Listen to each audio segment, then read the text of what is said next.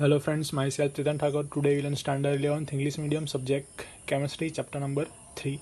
Last topic of our chapter number 3, oxidation state and different behavior of groups elements. Periodicity of valence और oxidation state. Last time जो हमने learn किया था उसमें different oxidation state और valency ऐसा सब क्रिएट किया था, तो फिर से एक बार उसको रिवाइज करते हैं और अपने चैप्टर कंप्लीशन की ओर बढ़ते हैं आगे। सो फर्स्ट जो हमने प्रॉपर्टी देखी थी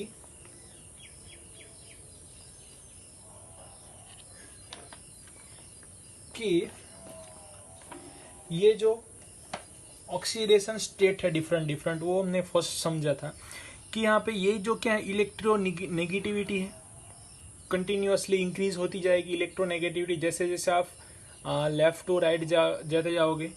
सो हमने पढ़ा था ये फर्स्ट ग्रुप, सेकंड ग्रुप, 13, 14, 15, 16, 17 और लास्ट में 16 और ये 17 ग्रुप्स की बात की थी हमने। हाइड्राइड्स एंड ऑक्साइड प्रॉपर्टी देखी थी। तो फिर से एक बार समझते हैं, जैसे कि यहाँ पे लिथियम है, Li है, उसके नीचे Na आएगा कि सो इस तरह से पूरा आपका आएगा वेडियम।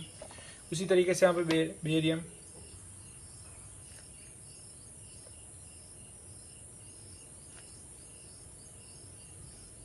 इस तरह से कंटिन्यू आएगा। तो यहाँ पे जो लिथियम और बेरियम है ये जो है वो सारे कोवैलेंट बॉन्ड बनाते हैं। कोवैलेंट यानी कि इलेक्ट्रॉन शेयरिंग से, ये जो सारे हैं वो इलेक्ट्रॉन शेयरिंग से बॉन्ड बना है। तो बाकी को सारे जो एलिमेंट है वो अपनी मेटालिक कैरेक्टरिस्टिक के फॉर्म में यानी कि आयोनिक बॉन्ड बनाते हैं। बाकी के जो सारे जो है वो आयोनिक बॉन्ड फॉर्मेशन क्रिएट करते हैं। ये दोनों में डिफरेंस है। उसके बाद हम बात कर रहे थे वैलेंसी की। तो हमने लास्ट टाइम यहाँ पे देखा कि जो वैलेंसी होती है वो, जैसे कि आप फर्स्ट की बात कर रहे हो, यहाँ से ग्रुप्स की बात करते हैं। So first group, second group, and then 13, 14, 15, 16 and 17 और लास्ट में देखेंगे तो 18। ये ग्रुप्स की बात कर रहे हैं और यहाँ पे देखेंगे हम number of valence electron. So first में तो एक ही रहेगा, सेकंड में 2 वैलेंस इलेक्ट्रॉन यानी कि जो लास्ट ऑर्बिट में इलेक्ट्रॉन है उसकी बात कर रहे हैं। 13 में 3 रहेगा, 14 में 4, 5, 6, 7 और यहाँ पे लास्ट में 8 रहेगा। तो वैलेंस इलेक्ट्रॉन से हम क्या मिलेगा, हमें वैलेंसी मिलेगी। तो वैलेंसी उसकी आएगी 1 आएगी, उसकी क्या आएगी 2 आएगी, उसकी क्या आएगी 3 आएगी, उसकी क्या आएगी 4 आएगी। उसके बाद ये 14 है। तो आप देखोगे तो कंटिन्यूअसली इंक्रीज हो रहा है, कंटिन्यूअसली ये जो ग्राफ है वो इंक्रीज हो रहा है। और यहाँ से कैसा होगा, कंटिन्यूअसली डिक्रीज होगा। तो इस तरह से ट्रेंड्स क्या होगा उसका, इंक्रीजिंग होगा, उसके बाद डिक्रीज होगा, मिडल तक इंक्रीज होगा, उसके बाद ये डिक्रीज होगा। तो फिर ठीक से समझते हैं। जैसे कि यहाँ पे 1 है, तो 1 में हम लेंगे क्या लेंगे, हम लिथियम लेंगे, उसके बाद कैल्शियम, मैग्नीशियम, बेरियम, ये सब ले सकते हैं। थर्ड में आएगा आपका बोरॉन आएगा, carbon, nitrogen, oxygen, fluorine and neon. तो अब कार्बन देखोगे तो 4 इलेक्ट्रॉन है उसके पास। अब फर्स्ट लिथियम है, तो लिथियम का हम देखेंगे इलेक्ट्रॉनिक कॉन्फ़िगरेशन। तो 3 इलेक्ट्रॉन यानी कि 1 अनपेयर इलेक्ट्रॉन है लास्ट ऑर्बिटल्स में, बाकी सारे ऑर्बिटल्स फिलअप है उसके। फर्स्ट ऑर्बिटल 1s2 2s1 है उसका, तो ये 1s2 उसका फिलअप है, एक ही इलेक्ट्रॉन है। और उसका जो न्यूक्लियस है, जो जैसे जैसे आप आगे बढ़ते जाओगे सेम सेल में यानी कि सेम पीरियड्स में, तो उसका इफेक्टिव न्यूक्लियर चार्ज इंक्रीज होगा। इफेक्टिव न्यूक्लियर चार्ज इंक्रीज होगा यानी कि जैसे जैसे जो इलेक्ट्रॉन है, अब यहाँ तक आ गए, मान लो क्लोरीन तक आ गए, और 17 ग्रुप की बात करते हैं और फर्स्ट ग्रुप की बात करते हैं। तो फर्स्ट में आपको लिथियम एज्यूम करना है और यहाँ पे क्लोरीन एज्यूम करना है। तो लिथियम का जो इलेक्ट्रो इफेक्टिव न्यूक्लियर चार्ज होगा वो क्लोरीन से इफेक्टिव न्यूक्लियर चार्ज से कम होगा, क्लोरीन का ज़्यादा होगा। जैसे जैसे आप इंक्रीज होता जाओगे इफेक्टिव न्यूक्लियर चार्ज, तो ये जो क्लोरीन का है वो क्या करेगा, उसके पास लास्ट ऑर्बिटल्स में 7 इलेक्ट्रॉन्स है, तो जो इसका इफेक्टिव न्यूक्लियर चार्ज हाई है, यानी कि जो उसका न्यूक्लियस है वो पावरफुल है, तो वो 7 इलेक्ट्रॉन को लूज करने की पॉसिबिलिटी है यहाँ पे नहीं है। तो इसलिए क्या करेंगे हम 8-1 करेंगे, यानी कि उसकी वैलेंसी क्या मिलेगी, हमें 1 मिलेगी। क्लियर हुआ। तो दूसरी 7 लास्ट में तो 0 ही है, बट 7 यानी कि 17 ग्रुप की बात करते हैं तो वैलेंस सेल में 7 इलेक्ट्रॉन्स है वैलेंस ऑर्बिटल्स में, तो उसकी वैलेंसी कहलाई जाएगी 1 क्योंकि 8-1 करेंगे तो वो उसका कंप्लीट होगा, यानी कि 1 इलेक्ट्रॉन वो कंप्लीट करेगा। तब अब इसके पास पॉसिबिलिटी है 7 इलेक्ट्रॉन को लूज करने की, तो यह भी टेक्स्ट बुक में आपको लिखा गया है 1 और 7। तो 7 किस लिए लिखा है कि पॉसिबिलिटी है कि वो 7 इलेक्ट्रॉन लूज कर दे या फिर 1 इलेक्ट्रॉन गेन कर दे। तो यहाँ पे इजीली क्या होगा उसके लिए 1 इलेक्ट्रॉन, क्योंकि जो उसका न्यूक्लियस पावरफुल है तो उसको 7 लूज करने की परमिशन नहीं देगा। वो एबिलिटी इतना फोर्स है इफेक्टिव न्यूक्लियर चार्ज का कि वो 7 लूज नहीं कर पाएगा। ये बात हुई। इसी तरीके से आप जाओगे 4, तो कार्बन के पास दोनों पॉसिबिलिटी है, इधर ये 4 गेन 4 लूज, बट ये क्या करेगा इलेक्ट्रॉन शेयर करेगा और कोवैलेंट बॉन्ड बनाएगा।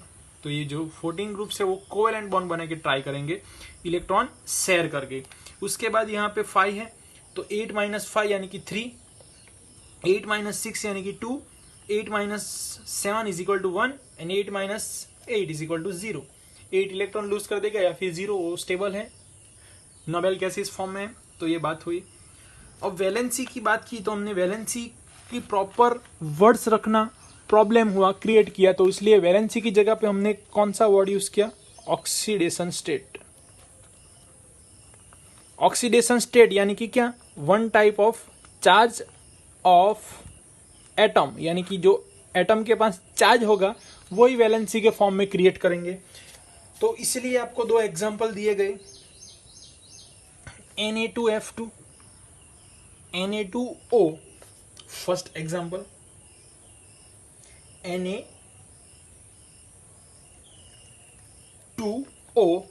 and Na2O, clear. Na2O अभी सिर्फ एक ही समझते हैं, ये रहने दो अभी। तो यहां पे अब आपको वैलेंसी, नाइट्रोजन के पास कितने इलेक्ट्रॉन है, 1 इलेक्ट्रॉन एक्स्ट्रा है, और ऑक्सीजन के पास कितने चाहिए, ऑक्सीजन यानी कि यहाँ पे 2 इलेक्ट्रॉन चाहिए उसको। तो वो क्या करेगा, 2 वो कंप्लीट कैसे करेगा, तो O का क्या है -2 है। अब ये दोनों को क्या है, यानी कि हमने Na और O है, आपके पास 2 एटम है वो ज्वाइंट हुए हैं, तो दोनों का न्यूक्लियर चार्ज यानी कि कंबाइन यहाँ पे कुछ लिखा है प्लस माइनस नहीं, तो दोनों का मिला के कितना हो रहा है, 0 हो रहा है। तो O का हमें पता है कितना है, O का -2 है, तो यहाँ पे Na का कितना होगा, +2 होगा, बट एक Na का कितना होगा, +1। तो ये सब ऑक्सीडेशन स्टेट दिखाया गया है कि ऑक्सीडेशन स्टेट यानी कि जैसे कि हम वैलेंसी की बात करते थे तो वहां से हमने वैलेंसी को क्या किया, हमने वैलेंसी की जगह पर वर्ड यूज किया ऑक्सीडेशन स्टेट, क्योंकि valency is a limitation word, तो उसको वाइड फॉर्म में ऑब्जर्वेशन किया और उसका नेम दिला हमें ऑक्सीडेशन स्टेट। ऑक्सीडेशन स्टेट क्या है, तो दोनों का चार्ज होता है, यानी कि ये क्या है, न्यूट्रल है, यहाँ पे कुछ लिखा नहीं है तो 0 होगा, तो प्लस माइनस जो भी होगा उसके ऊपर वो क्या होगा, उसका ऑक्सीडेशन स्टेट डिफाइन करेगा। जैसे कि यहाँ पे O का ऑक्सीडेशन स्टेट क्या है, -2 है, तो उसको न्यूट्रल करने के लिए हाँ सामने हमें सोडियम कितना चाहिए, +1, तो एक ही देता है, +1 ही वो दे सकता है, तो इसलिए कितने सोडियम यूज किए हमने, 2 सोडियम यूज किए। ये बात हुई ऑक्सीडेशन स्टेट की। उसके बाद ये जो दूसरी भी बात कर सकते हैं OF2, लास्ट में एग्जांपल हमने ये जो सारे एग्जांपल दिए थे Na2O, उसके बाद जो एग्जांपल दिया था, क्योंकि यहाँ पे तो -2 है, एक का क्या है, +1 है, अगर 2 यहाँ पे लिखे हैं तो टोटल कितना होगा उसके पास, +2 होगा। पर्टिकुलर Na का तो कितना है ऑक्सीडेशन स्टेट, +1 ही है, बट टोटल कितना होगा उसके पास, +2 होगा। पूरे 2 Na का +2 है, एक O का -2 है, तो इसलिए न्यूट्रल होगा। उसी तरीके से दूसरा एग्जाम्पल जो हमने दिया था वो लिया था OF2। OF2 को समझने के लिए यहाँ पे हमने इलेक्ट्रोनेगेटिविटी की बात की थी, FO Na तीनों को कंपेयर किया था, तो यहाँ पे O इज इक्वल टू -2 है, F कितने हैं टोटल, यहाँ पे 2 है, क्योंकि एक एफ यानी कि 17 में आता है तो 1 ही है उसका, तो इलेक्ट्रॉन कंबाइन करके वो क्या बनाएंगे, OF2 बनाएंगे। तो वहाँ पे चार्ज जो होगा वो क्या होगा, इलेक्ट्रोनेगेटिविटी इफेक्ट भी यहाँ पे इंक्लूड होगी। इलेक्ट्रोनेगेटिविटी इफेक्ट यानी कि हमने देखा था H और F का बॉन्ड बनेगा तो ये जो इलेक्ट्रॉन है दोनों शेयर करेंगे, वो किसकी ओर ज्यादा रहेगा, पार्शियली उसके नेगेटिव चार्ज आएगा, पार्शियली पॉजिटिव चार्ज आएगा, तो ये दिखाता है ऑक्सीडेशन स्टेट। ये इलेक्ट्रोनेगेटिविटी इफेक्ट की बात है। तो यहाँ पे OF2 में O का -2 है, एक F का -1 है, बट पार्शियली उसके पास आएगा, यानी कि OF2 में चार्ज क्या होगा O का। तो इस तरह से हम डिफाइन कर सकते हैं। तो ये आपको डिफरेंट फॉर्म दिया गया है, जैसे कि LiH, वही LiH सिमिलर प्रॉपर्टी के साथ बनाएंगे। उसी तरीके से यहाँ पे MgO देखो, ऑक्सीडेशन स्टेट क्या होगा उसका, तो यहाँ पे +2 है और यहाँ पे -2 है। उसी तरीके से यहाँ पे बेरियम है, वो हाइड्रोजन के साथ क्रिएट करेगा। उसके बाद NH3 है, तो N का NH3 के साथ कंबाइन 3H होगा, तभी वो न्यूट्रल होगा। OH2O, HF, HCl, ये सब ऑक्सीडेशन स्टेट थ्रू दिखाए गए हैं। ये हाइड्राइड प्रॉपर्टी है, ऑक्साइड प्रॉपर्टी है। तो ये बात हुई आपकी सिमिलर प्रॉपर्टीज की बात हुई। अब नेक्स्ट जो हमारा टॉपिक है वो ऑक्सीडेशन स्टेट यहाँ पे हमारा कंप्लीट होता है। नेक्स्ट लास्ट टॉपिक है हमारा एनोमलस। एनोमलस प्रॉपर्टी क्या है वो पहले समझते हैं, उसके बाद उसकी डिटेल में स्टडी देखेंगे। और ध्यान से देखो, ये कौन सा पीरियड की बात कर रहे हो, सेकंड पीरियड्स की बात कर रहे हैं। सेकंड पीरियड्स यानी कि क्या है, n = 2। तो पहले तो एनोमलस प्रॉपर्टी क्या है, तो वो समझने के लिए हम सेकंड पीरियड पहले लिखना होगा। उसके बाद आगे मैं आपको समझाता हूँ कि ये प्रॉपर्टी क्या इंडिकेट कर रही है। सो सेकंड पीरियड्स के लिए हम देखेंगे तो फर्स्ट क्या आएगा, यहाँ पे लिथियम आएगा, फिर बेरिलियम आएगा। कौन सा ग्रुप, ग्रुप 1, ग्रुप 2। उसके बाद डायरेक्ट हम स्टार्ट करेंगे सेकंड पीरियड्स, यानी कि ग्रुप 13, 14, 15, 16, 17 एंड 18। तो बेरिलियम के बाद हमें पता है lithium, beryllium, boron, carbon, nitrogen, oxygen, fluorine and then neon. उसके नीचे क्या आता है, sodium, magnesium, aluminium, silicon, phosphorus, sulphur, chlorine, argon. Clear, इतना कंप्लीट हुआ। तो ये जो फर्स्ट एलिमेंट है वो क्या है, ग्रुप के टॉप पे है। तो उसमें ये बिहेवियर में ये आपको समझना है कि ये जो सारे टॉप के जो एलिमेंट है वो सभी एलिमेंट से, यानी कि ग्रुप्स की बात कर रहे हैं हम, सभी एलिमेंट ग्रुप के, ये जो टॉप के एलिमेंट है वो डिफरेंट प्रॉपर्टी इंक्लूड करते हैं बाकी सारे एलिमेंट से। तो ऐसी प्रॉपर्टी को बोलते हैं हम anomalous properties of second periods. Second period में जो फर्स्ट एलिमेंट है वो बाकी ग्रुप्स के, उसके नीचे जितने भी एलिमेंट है वो ग्रुप से फर्स्ट एलिमेंट की प्रॉपर्टी अपने ग्रुप से बात कर रहे हैं, हम पूरे एलिमेंट को कंपेयर नहीं कर रहे हैं, अपने ग्रुप से उसकी प्रॉपर्टी डिफरेंट होगी। जैसे कि यहाँ पे Li और B मैंने आपको बताया वो इलेक्ट्रॉन शेयरिंग बॉन्ड बनाते हैं। उसके नीचे के जो सारे हैं, लिथियम के नीचे के सारे वो मेटालिक यानी कि आयोनिक बॉन्ड बनाते हैं। उसी तरीके से बेरिलियम के नीचे जो है वो डिफरेंट इलेक्ट्रॉन शेयरिंग करके बॉन्ड बनाता है, ये आयोनिक बॉन्ड बनाते हैं। तो एनएमएलएस प्रॉपर्टी उसको बोलते हैं कि ये जो एलिमेंट है उसकी प्रॉपर्टी डिफरेंट है उसके नीचे आने वाले सारे ग्रुप्स के एलिमेंट से। अब समझते हैं उसका रीजन भी क्या हो सकता है वो। तो रीजन फर्स्ट तो उसकी small radius, comparison of this groups element, particular groups element उसकी रेडियस स्मॉल होगी। उसके बाद इलेक्ट्रो नेगेटिविटी उसकी हाई होगी, जैसे जैसे आप नीचे जाओगे लो हो जाएगी। Effective nuclear charge is also high होगा। क्लियर हुआ है, इफेक्टिव न्यूक्लियर चार्ज उसका हाई होगा। इलेक्ट्रोनेगेटिविटी उसकी हाई होगी, रेडियस उसकी स्मॉल होगी comparison to their groups elements of only there. जैसे कि लिथियम की बात करें तो उसके ही ग्रुप्स के एलिमेंट की बात आएगी, उसके ही ग्रुप्स के एलिमेंट की बात आएगी। ये बात हुई, सारे रीजन हो सकते हैं उसके डिटेल में। उसके बाद absence of DNF orbitals, absence of D और F ऑर्बिटल, उसका रीजन भी क्या आएगा कि हम बात कर रहे हैं n इक्वल टू 2 की, तो n इक्वल टू 2 में d और f तो आता ही नहीं है, तो एब्सेंस ऑफ डी और एफ ऑर्बिटल्स, उसके बाद effective nuclear charge is high, shielding effect उसकी लो होगी, ये हाई होगा, दोनों अपोजिट है। ये इलेक्ट्रोनेगेटिविटी उसकी हाई है, स्मॉल रेडियस है, ये बात हुई। उसके बाद एक जो टॉपिक है आपका, उसको बोलते हैं एनोमलस प्रॉपर्टीज, डायगोनल्स।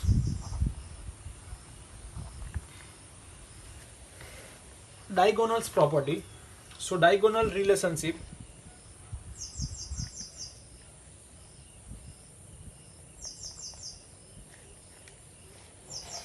जो टॉप के एलिमेंट है वो ही यहाँ से आएंगे, यानी कि टॉप के प्रॉपर्टीज है वो अदर ग्रुप्स के एलिमेंट से डिफरेंट है, तो ऐसी बिहेवियर को बोलेंगे एनोमलस बिहेवियर्स ऑफ और प्रॉपर्टीज ऑफ सेकंड पीरियड्स। अब डायगोनल रिलेशन बोलते हैं तो ये जो उसका डायगोनल्स क्रिएट होगा, यानी कि फर्स्ट एलिमेंट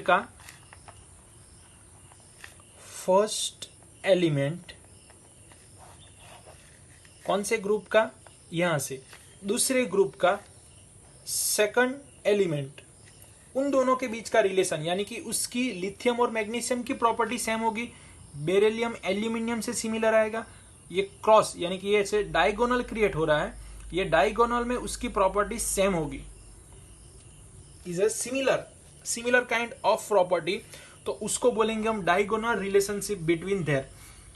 सो ये बात हुई। और अब दूसरी एक बात करते हैं, तो first member of P block element display greater ability to form multiple bonds itself, यानी कि यहां पे दूसरी प्रॉपर्टी की बात होती है, मल्टीपल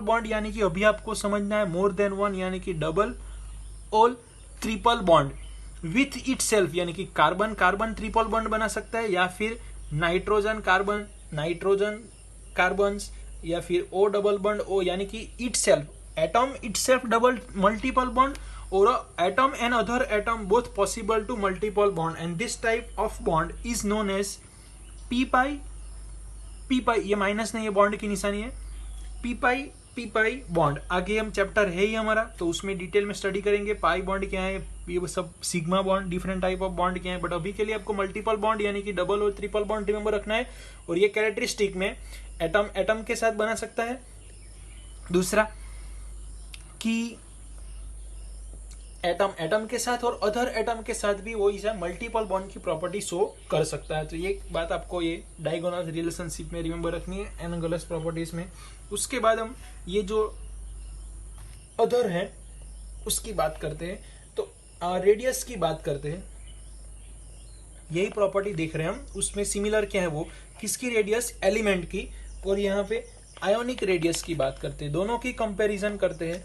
सो यहाँ पे लिथियम, बेरिलियम एंड बोरॉन, उसके नीचे सोडियम, मैग्नीशियम एंड एल्यूमिनियम। तो ये डायगोनल प्रॉपर्टी यानी कि डायगोनल रिलेशन इस तरह से होगा उसका। उसी तरह के lithium and beryllium, sodium and magnesium, तो इस तरह से ये आप आएगी प्रॉपर्टी। तो यहाँ पे लिथियम का आप देखोगे तो 152 है एटॉमिक रेडियस, जो उसकी मेटालिक और एटॉमिक रेडियस है वो है 152 है, तो इसी तरह से यहाँ पे 160 है, तो इससे सिमिलर हुई। तो ये उसकी लिथियम और मैग्नीशियम का जो रिलेशन है वो डायगोनल रिलेशनशिप हुआ। उसी तरीके से आयोनिक रेडियस का भी सिमिलर आ रहा है, ये 76 है, तो ये 72 है। ये जो सारा यूनिट्स है वो कौन से यूनिट्स में है, पिकोमीटर हम फर्स्ट चैप्टर में सीख चुके हैं, उसकी वैल्यू क्या होती है वो -12। तो यहाँ पे लिथियम 76, यहाँ पे 72, तो ये डायगोनल रिलेशनशिप में एटॉमिक रेडियस का भी सिमिलर आता है, तो ये उसकी डायगोनल्स प्रॉपर्टी शो करता है। उसके बाद periodic trends of chemical reactivity, यानी कि ये टॉपिक्स हम कंप्लीट कर चुके हैं। तो यहाँ से आपका ये टॉपिक्स में लास्ट जो टॉपिक है उसमें सारी बातें आपको मिक्स की गई है, एटॉमिक रेडियस के बारे में, इलेक्ट्रोनेगेटिविटी के बारे में, एंथैल्पी के बारे में, ionisation enthalpy, electron gain enthalpy, तो ये आपको कंप्लीट करना है। तो यहाँ तक आप ये 2 टॉपिक्स, ये वीडियो देखने के बाद आपको फर्स्ट वीडियो देखो, उसके बाद कुछ नहीं समझ में आया तो फिर से वीडियो देखो, वीडियो क्लियर हो जाए देखना। उसके बाद नोटबुक में नोट डाउन कर लो, आपको जो इंपॉर्टेंट लगे, जो रिमेंबर रखना है, शॉर्ट लगे शॉर्ट फॉर्म में रिमेंबर रख सको, ऐसा नोट डाउन कर दो। उसके बाद टेक्स्ट बुक में एक बार रीड कर दो ये 2 टॉपिक जो हमने सीखे हैं वो लास्ट 2 लेक्चर्स में। तो आपका लास्ट टॉपिक होगा 3.7.3 पेज नंबर 94 और 95 पे आपका यूनिट्स कंप्लीट होता है। तो एक बार रीड कर लो, नहीं समझ में आया तो फिर से वीडियो है, फिर से एक बार देखो और इसे रीड करो, वीडियो देखो और ये एक बार रीड कर लो, और रीड करने में कुछ प्रॉब्लम हो तो फिर से वीडियो रिवाइज कर लो। तो यहाँ से आपका ये चैप्टर कंप्लीट होता है। नेक्स्ट डे से हम चैप्टर नंबर 4 स्टार्ट करेंगे। तो एक्सरसाइज कंप्लीट करने की ट्राई करो। PDF में आपको वीडियो के नेक्स्ट डे या फिर यही वीडियो के दिन सेंड हो जाएगी ग्रुप्स में, तो उसकी हेल्प से भी आप कंप्लीट कर सकते हो। Thank you friends.